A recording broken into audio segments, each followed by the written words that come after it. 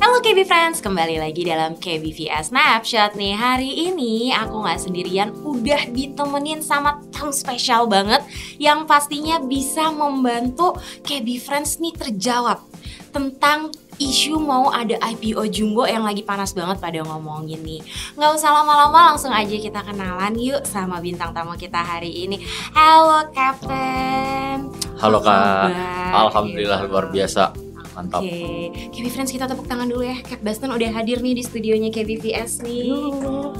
Oke deh. Sebenarnya sih semua nih yang nonton pasti udah tahu. Nanti kita akan ngomongin yang katanya jumbo-jumbo itu loh, Cap. Boleh. Oke. Tapi sebelum masuk ke sana nih, aku sebenarnya ada tertarik pengen nanya dulu sama Cap Baston nih. As a retail investor, aku pengen tahu sudut pandangnya karena ada hal yang menarik. Ketika pandemi kemarin tuh mungkin kalau kita flashback sedikit ya Cap ya. Itu kan tiba-tiba jumlah retail investor tuh meningkat drastis. Betul. Iya kan? Tapi sebenarnya kalau menurut Cap Baston sendiri, peran investor retail ini tuh gimana sih setelah pandemi? Apakah makin besar atau malah stagnan atau berkurang? Oke, jadi benar faktanya bahwasanya investor kita di Bursa Efek Indonesia itu didominasi oleh Gen Z ya. Mungkin sekitar 70%. Jadi di sini ada perubahan dinamika nih.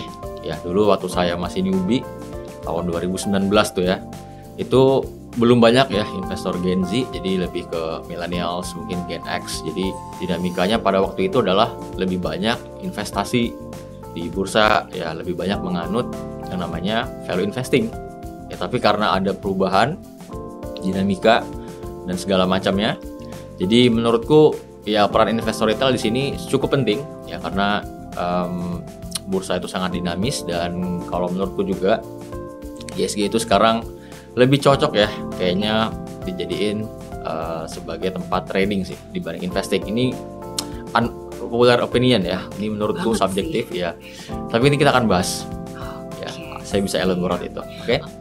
Jadi kalau kita lihat juga misalkan kayak retail investornya naik, terus kehadiran sosial media juga bisa menjadi wadah buat teman-teman investor nih saling bertukar info nih mau beli apa gitu ya. Betul. Nah yang menarik lagi, turns out investor di Indonesia tuh juga apalagi retail ya, mereka tuh udah nggak asing sama yang namanya saham-saham grup besar atau konglomerasi. Yes. Iya kan. Nah kalau kita ngomong Cap Baston nih, semua udah tahu Cap Baston sama dengan pasti ngomongin grupnya Barito nih, iya kan. Sebenarnya kalau boleh di-share, yang bikin menarik, yang bikin seorang Cap Baston aku senengnya share soal sahamnya grup Barito, apa sih? Oke, jadi benar teman-teman pasti tahu dan kenal, terutama di berbagai platform dan community ya di sosial media, kalau Boston itu udah trading di sahamnya konglomerat, khususnya di Prajogo Pangestu ya, grup Barito itu udah dari 2023 ya, pas cuan IPO tuh sekitar Maret 2023 sampai hari ini, dan kemungkinan besar akan terus trading di sini, apalagi nanti mau ada yang IPO ya. Grupnya anaknya dari TPIA, CDIA. Nah jadi kenapa tradingnya di saham Prajogo Pangestu itu bisa Boston jelasin sangat-sangat rinci, tapi intinya adalah pertama kita tahu bahwasanya saham itu atau bisnis itu tergantung ownernya. Jadi di sini aku ngelihat sudut pandang yang berbeda, bahwasanya ketika ada saham yang ownernya itu ikut andil dalam ekspansi di saham atau di bisnisnya, itu udah jadi nilai plus pertama. Terus kemudian itu bisa kita lihat juga dari berbagai macam corporate action ya yang pernah beliau dan timnya atau manajemen lakukan dari 2023 sampai hari ini, itu masih terus ada ya. Terutama yang paling dekat, kita tahu semua bahwasanya cuan ya udah umumin dia mau stock split 1/10 itu corporate actionnya mereka. Terus nanti juga ada yang mau IPO. Jadi mereka terus melakukan yang namanya ekspansi dan corporate action ya kayak gitu. Kemudian dari segi ownernya ya, yang kedua adalah dari segi financing. Jadi ketika owner sudah punya visi dan misi yang panjang yang bagus, kita juga harus melihat dari kemampuan finansial mereka. Ya so far sih kalau Boston lihat dan kulik-kulik lagi nih tentang perusahaannya Barito Group, itu mereka secara financing atau secara funding itu cukup lah. Dan mereka juga terus melakukan yang namanya penerbitan obligasi ya, yang berkelanjutan terus ya, terutama di induknya sendiri yang BRPT sama TPIA mereka masih terus. Jadi secara dana cukup ada. Jadi visinya tuh bisa ada yang merealisasiin dengan dana itu ya. Kemudian yang ketiga adalah kita lihat lagi dari aksi-aksi yang udah dilakuin. Ya so far corporate actionnya itu nggak pernah putus sampai hari ini, dan itu juga diiringi dengan sahamnya yang terus naik. Jadi itu sebenarnya yang menarik, tapi dan itu masih ada terus. Jadi ya kita akan stay di situ kalau Boston. I see, udah dijelasin. Tapi kalau boleh nanya nih ya Cap, sedikit, we have to be realistic in a way. Setiap investasi itu ada resikonya. Yes. Apalagi kalau kita ngomong kayak saham konglomerasi nih, ibaratnya kan dalam grup Barito sendiri, tadi kan Cap udah ada sebutin beberapa sahamnya ya. Itu kan pasti ekosistemnya bisa saling mendukung secara bisnis satu sama lain. Betul, itu strength-nya juga. Tapi ada nggak sih resikonya yang perlu diperhatikan sama KB Friends ketika memutuskan untuk investasi di saham konglomerasi, dalam hal ini especially Barito Group? Oke, jadi benar, setiap yang namanya investasi atau trading itu pasti ada risk and reward ya. Pasti ada itu, nggak mungkin yang absolut benar-benar reward ya atau absolute risk itu ada. Tapi kita sebagai trader nih ya, di mana kita itu melihat market yang adanya risk and reward ini, kita harus memilih yang asymmetrical risk and reward. Paham? Jadi gini, ketika kita memilih saham, kita pasti akan membeli satu saham yang rewardnya lebih besar dibanding risknya. Itu namanya asymmetrical. Jadi tidak sama ya. Yang kemungkinan menangnya itu besar. Ya dalam artian ini grupnya Prajogo itu memiliki itu. Ya pertama kita tahu yang benar-benar dia pegang ini sepenglihatanku ya adalah trust ya, kepercayaan yang telah dibangun. Ya, jadi kalau kita kulik lagi BRPT itu sudah IPO dari tahun 1993 sampai hari ini. Jadi trust. Jadi kita tahu bahwasanya universe beliau, saham-saham beliau itu rata-rata semuanya pada naik. Ya, jadi dari BRPT, dari TPIA sampai yang paling baru IPO adalah Cuan ya, itu naik semua. Yang paling kecil naiknya adalah brand ya. Karena brand itu dia IPO dari 780. Sekarang mungkin round 6 ribuan ya. Kita syuting di bulan Juni round 6 ribuan, jadi kayak udah naik 7 kali.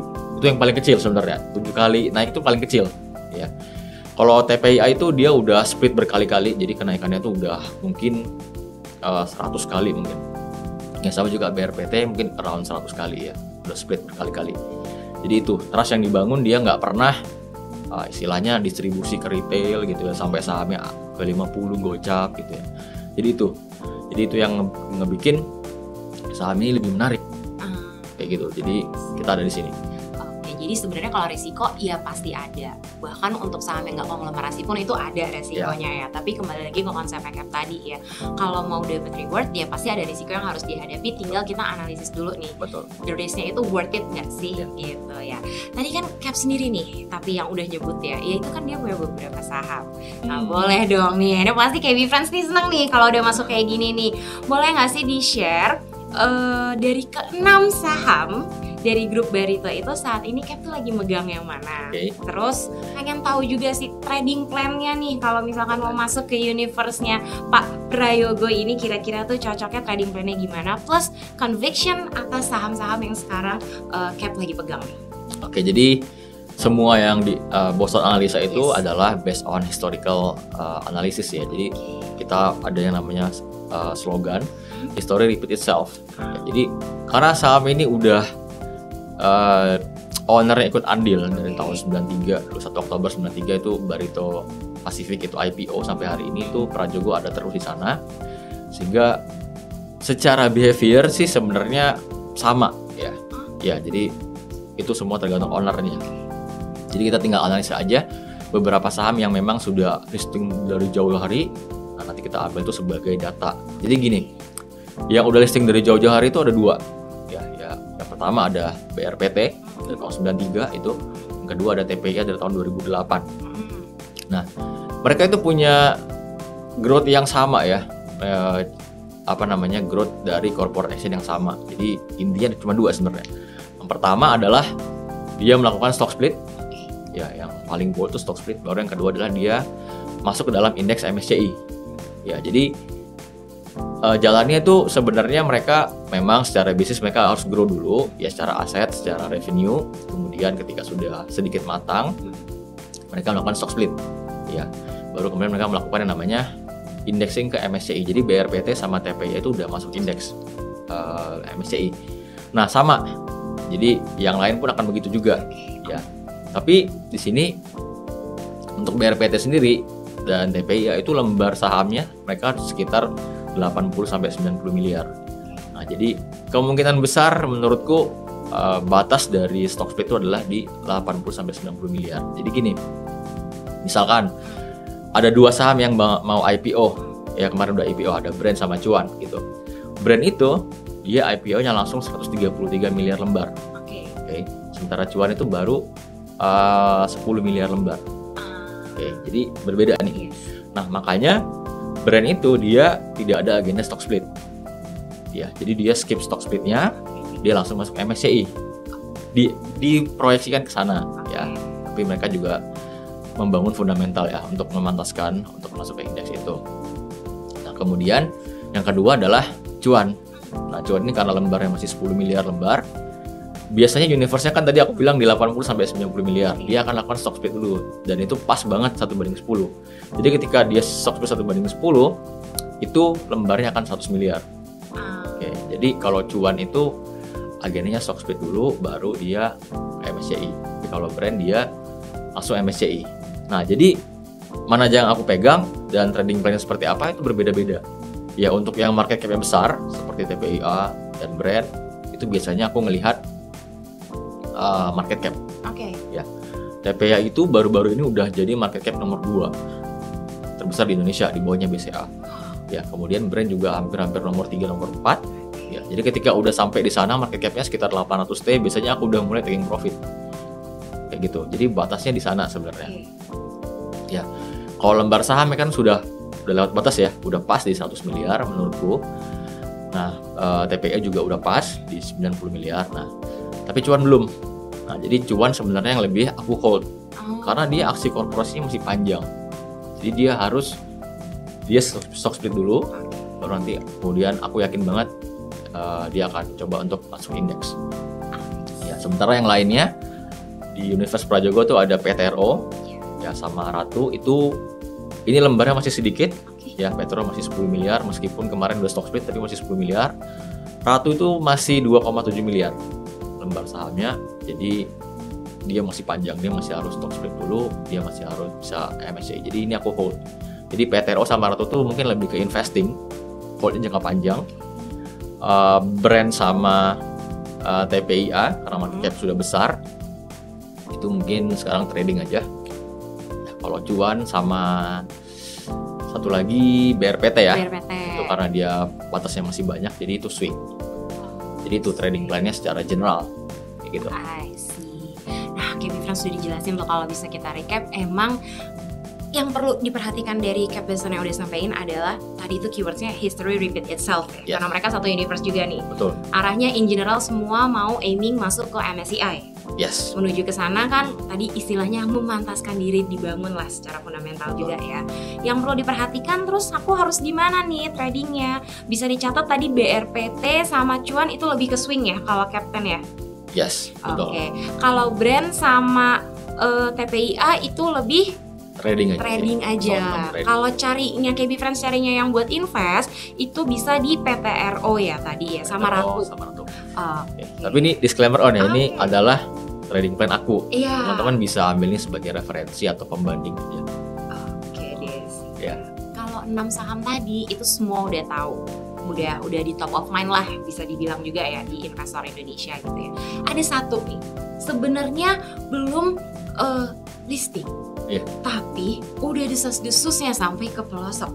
Udah banyak yang nanya, banyak yang ngomongin, katanya akan jadi jumbo IPO. Wah, ini perlu ditunggu banget nih gitu loh. Kita mau ngomongin soal PT Chandra Daya Investasi atau CDIA. Yes. Oke, sebenarnya boleh nggak sih dikasih tahu lini usahanya tuh apa? Ini tuh siapa sih si CDIA ini? Ya? Iya.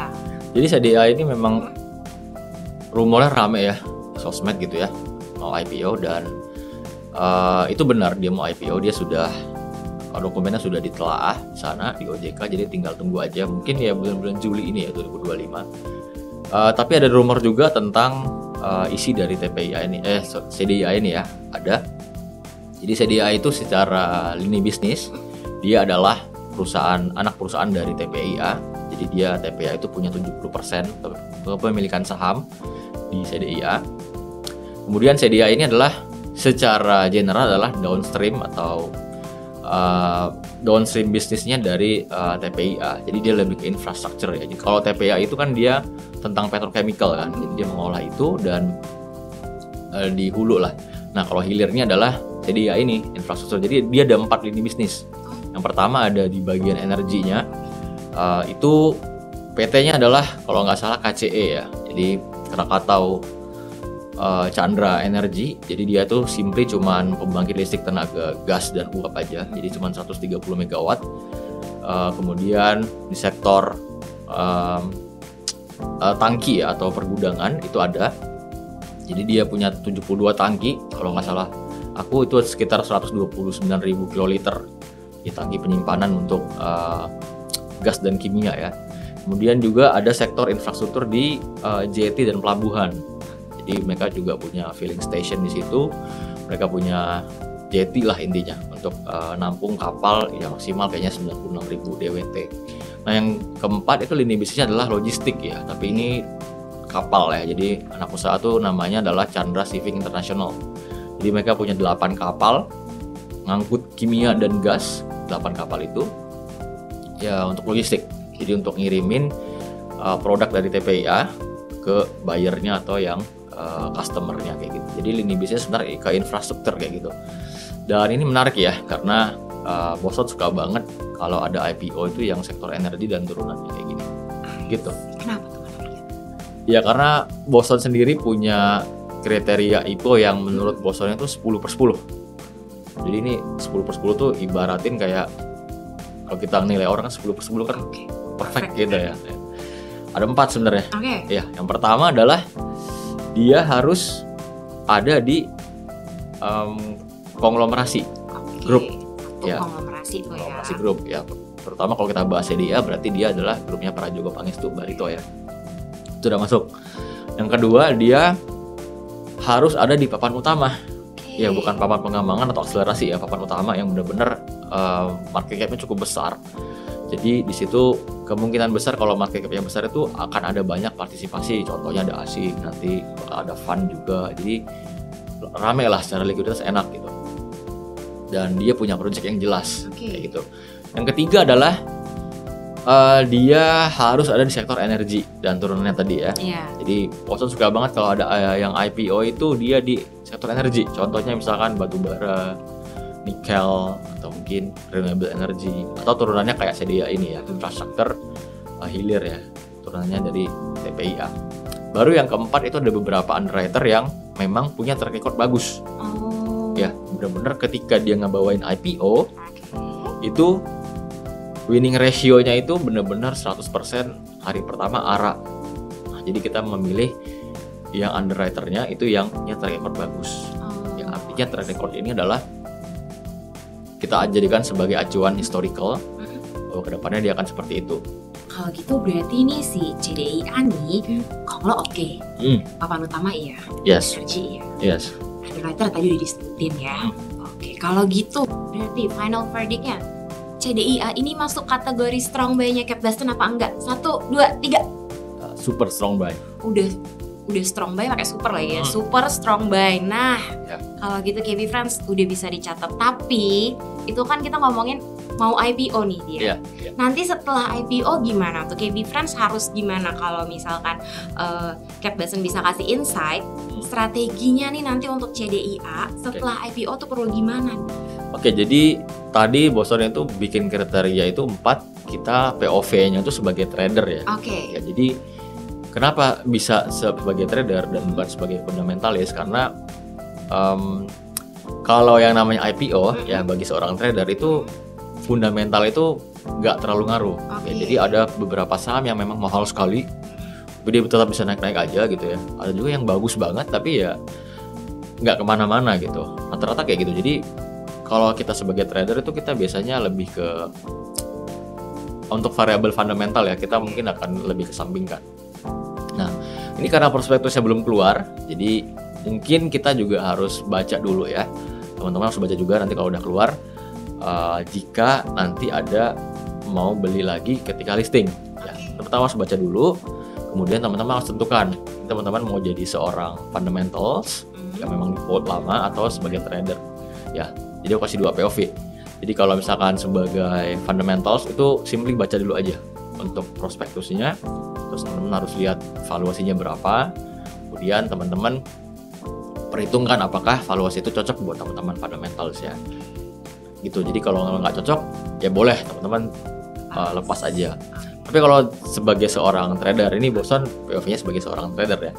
Jadi trader itu balik lagi, analisis kita adalah kalau untuk IPO karena kita nggak punya technical analysis, historical nggak ada chartnya kan. Jadi kita pasti lihatnya historical dari sebelum-sebelumnya. Jadi kita lihat aja dulu cuan IPO gimana, brand dulu IPO gimana setelah itu. Dan memang untuk grup Konglo Prajogo ini itu nggak ada yang nyungsep ya. Teman-teman bisa cek sendiri aja deh. IPO-nya Prajogo itu benar-benar nggak ada yang nyungsep. Ya dia naik terus lah ya. Paling kecil tadi aku udah bilang itu brand yang naiknya 7 kali. Apakah dia akan sama kayak brand atau sama kayak cuan? Ya itu sebenarnya aku bisa jelasin. Nanti kita akan jelasin. Tapi kalau aku lihat sih Sedia ini akan seperti sama kayak brand ya. Kenapa sama kayak brand? Karena gini.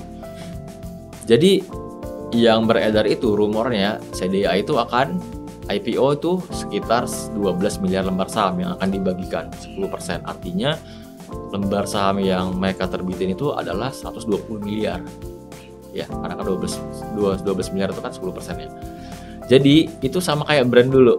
Brand itu dulu sama 133 miliar. Kalau sama lah ya. Iya. Kalau cuan kan cuma 10 miliar. Beda kan, makanya dia stock split. Nah, ini dia sama kayak brand ya, kurang lebih 100 miliaran lebih lembar saham. Jadi kemungkinan besar arahnya dia akan, menurutku ya, akan coba langsung masuk ke indexing ya. Karena mereka sudah secara lembar saham sudah banyak, secara market cap juga lumayan ya, kan mereka targetnya 1 billion USD, sekitar 16,2 triliun. Kemudian secara underwriter mereka ada 6, gitu kayaknya first time yang underwriternya sampai 6. 4 nggak sih? Biasanya ya 3 atau 4 gitu, ini 6. Jadi mereka mungkin serius ngegarap ini ya, sampai banyak sekali partnershipnya. Seperti itu.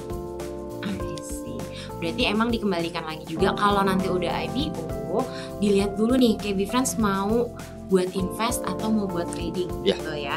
Dan jangan lupa kalau sekarang ini kan memang prospektusnya belum keluar ya. Belum keluar. Iya. Jadi nanti kalau udah keluar juga kita bisa tunggu, kita baca. Mungkin bisa kita bedah lagi. Kan mau main kesini lagi, mau ngobrol lagi. Bisa. Oke. Tapi kalau kita dari POV trader itu sebenarnya bisa sih kita langsung ambil keputusan. Karena memang kan kita mainnya kalau trader itu adalah price action, historical, jadi gitu. Tapi kalau kita sebagai investor ya kita harus baca. Karena kita butuh data-data fundamental dari si CDI ini. Ya.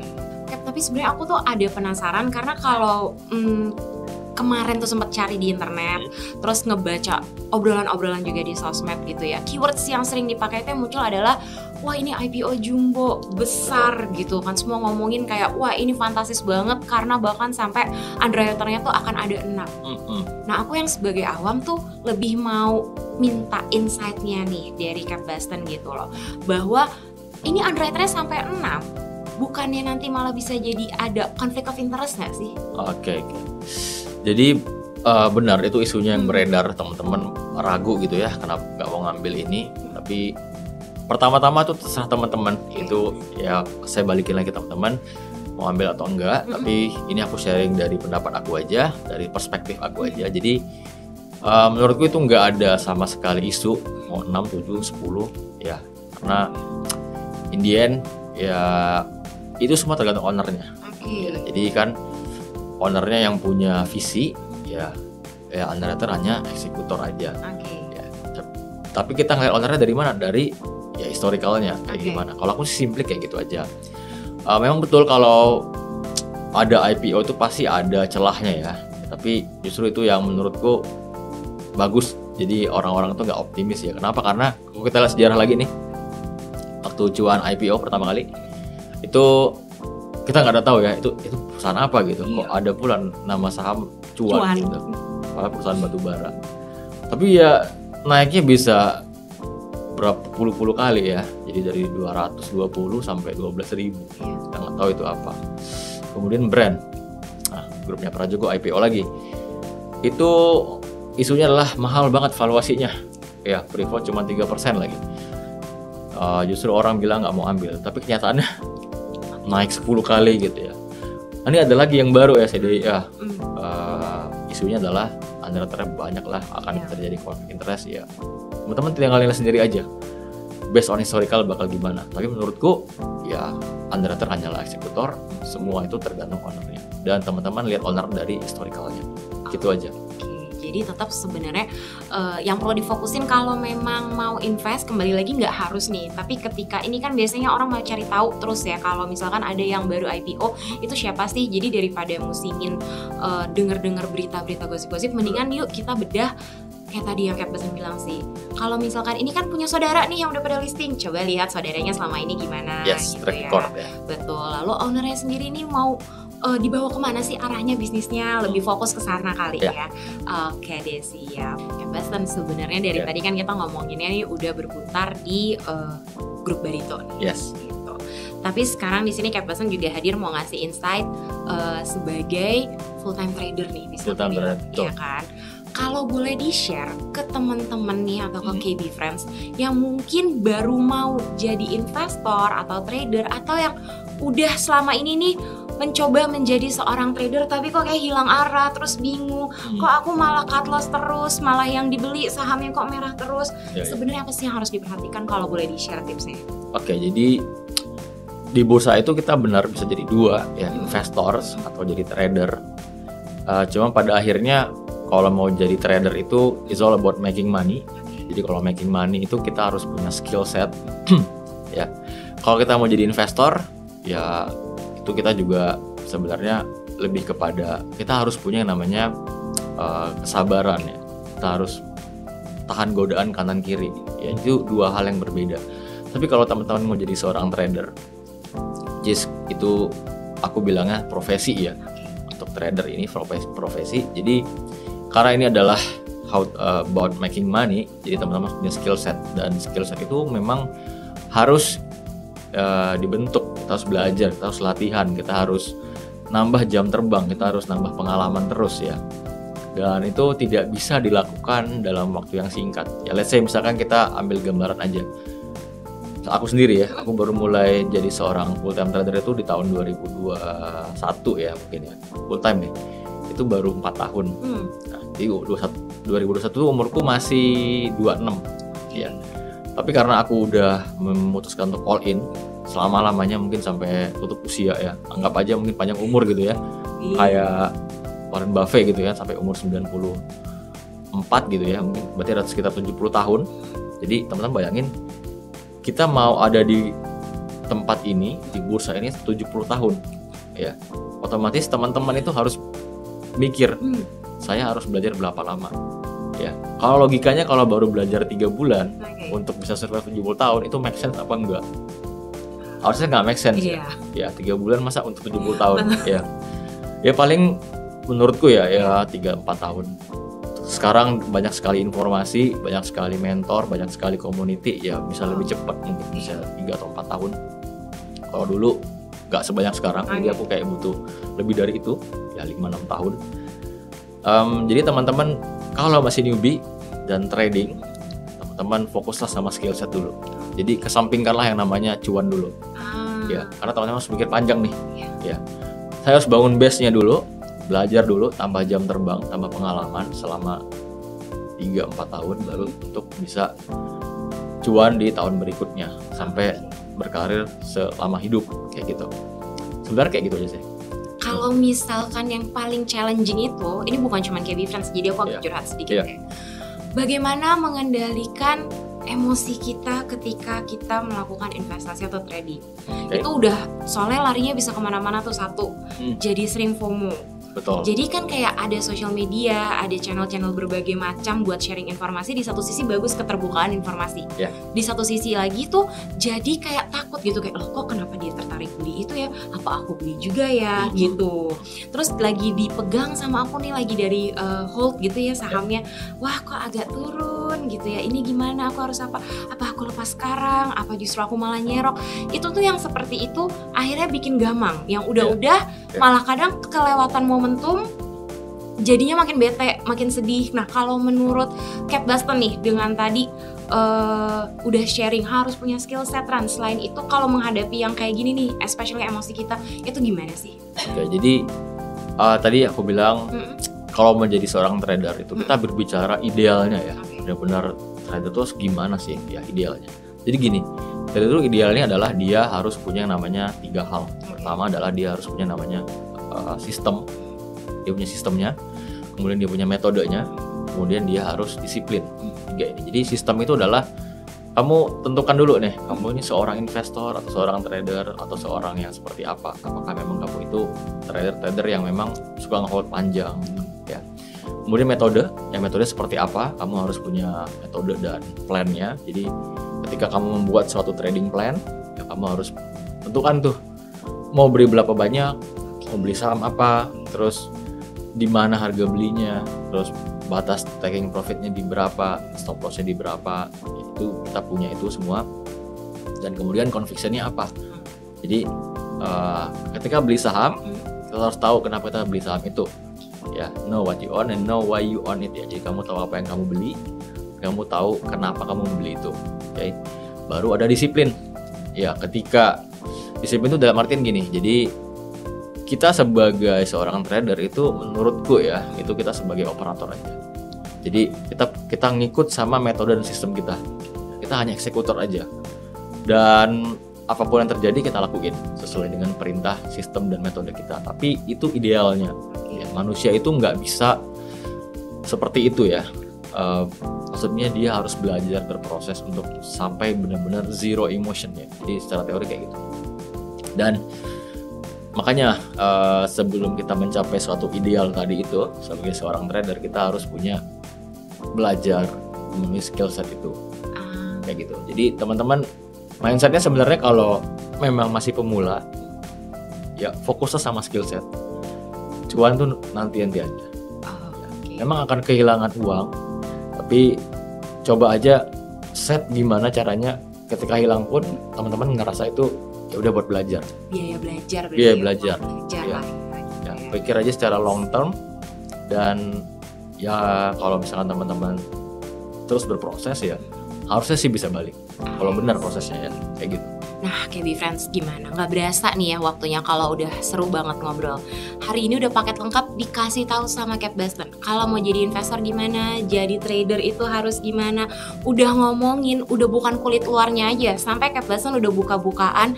Ini loh Ran, lagi punya sahamnya tuh ini. Trading plan juga di-share. Pasti KB Friends tertarik kan mau belajar lebih dalam nih ya. Kalau misalkan mau belajar lebih dalam, bisa dong bareng KBVS sama Kate Buston juga. Tapi sebelumnya bisa opening account dulu di regol.kbvalburi.com. Nanti di kolom referral, KB Friends bisa tulis JKS68-A14. Tapi kalau misalkan bingung bisa langsung klik link yang ada di sini aja. Oke. Kate Buston, thank you so much ya sudah main kesini. You're welcome. Udah aku catat, pokoknya nanti kalau prospektus keluar kita bedah lagi boleh dong? Boleh banget. Oke deh. Anytime. Oke. Kalau gitu KB Friends, sampai bertemu di episode KBVS Snapshot selanjutnya.